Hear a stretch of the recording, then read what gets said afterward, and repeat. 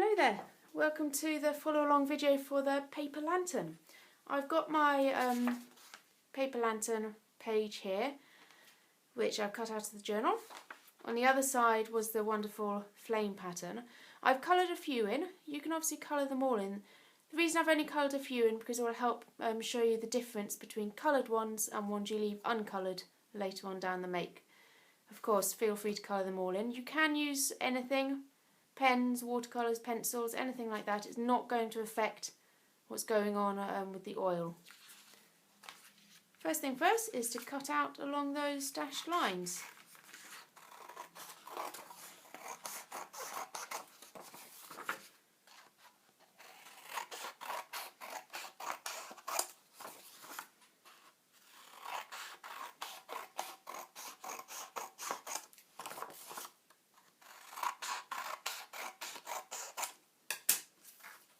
So we don't need any of that. Next, with your clean rag, and this is literally just, you can see, a piece of cotton bed sheeting, old sheeting, you need to use some sunflower or linseed oil. I've got basic sunflower oil here. Put a little bit on the rag, as you can see, and then you start circular motions, just rubbing it into your paper. And this takes doesn't matter, doesn't matter because you're just wanting to spread it out. And you can see already as the oil starts to seep through the paper fibres, it makes it slightly transparent so you can see your image from underneath. And keep working that oil, and do this on a surface obviously you don't mind getting oily because that will happen and you need to be able to clean it up afterwards.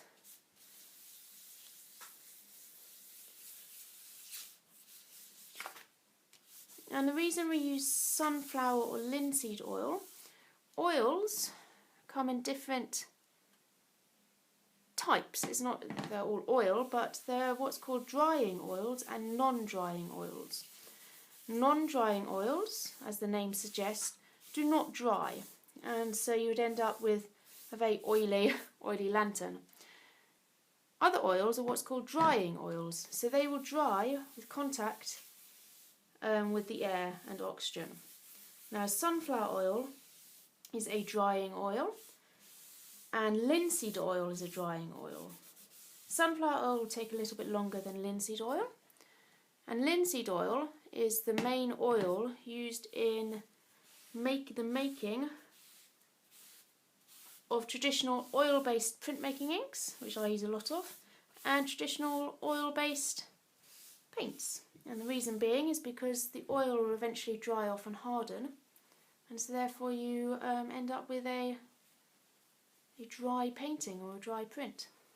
Now you can see there already the difference. You can automatically see your flames coming through.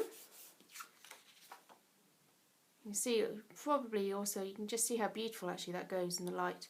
Just going to give my surface a wipe. There we go. What you need to do now is you need to let this dry in a warm area. So if you've got a glass house, pop it in there, that's brilliant. On top of a radiator would be fine. Just make sure you put something underneath it, like an old piece of newspaper or something, so you don't get oil on your radiator.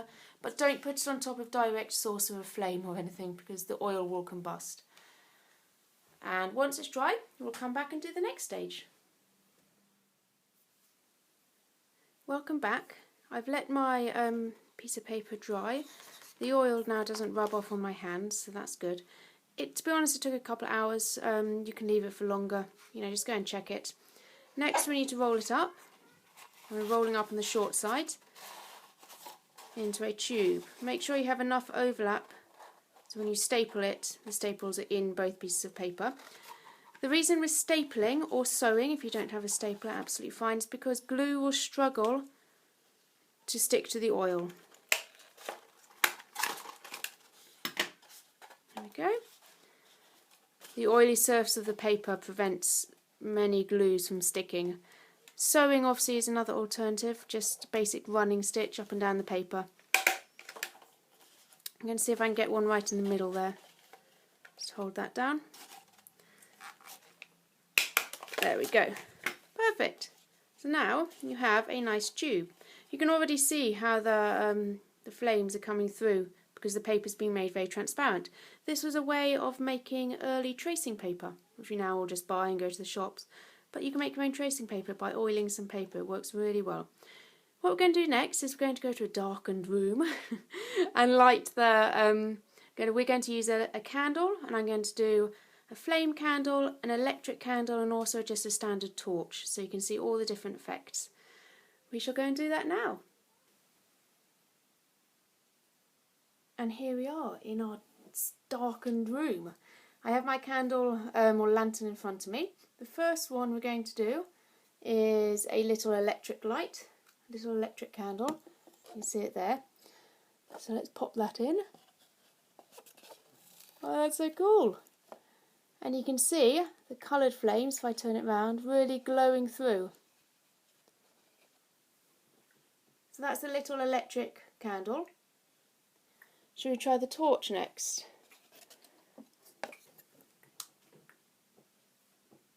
So this is a basic household torch I'm just coming out with. Oh, there we go. And if we pop the torch in there, you get some really cool... You get to really see your lanterns and your flames, sorry. The paper has gone transparent, which is really cool. And of course, if you were to use the torch, you don't need to just make a cylinder. You could always shape the paper to make a sort of funnel, so you can have it over the torch head. And lastly, what I'm going to do now, just off camera, I'm lighting a little tea light. So this is a standard, there you go, you saw me strike the match, a standard candle. When lighting a candle, obviously be safe. Do it with an adult, please. And strike away from you so you are safe from the flame. And if uncertain, always get someone else to do it, and always stay with your candle and your lantern. If you're using a live flame, please don't leave the lantern unattended.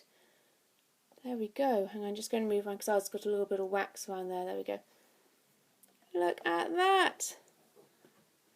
How cool is that? I'm just going to move the camera now so you can tilt it right down. And there you go, you have your own very beautiful paper lantern. Now, if you had coloured in all those flames, then obviously you'd be having a lot of wonderful colours through. You can see the difference it has if you have colour in one of the flames or you don't. Have fun, enjoy, and make some more if you wish. Thank you.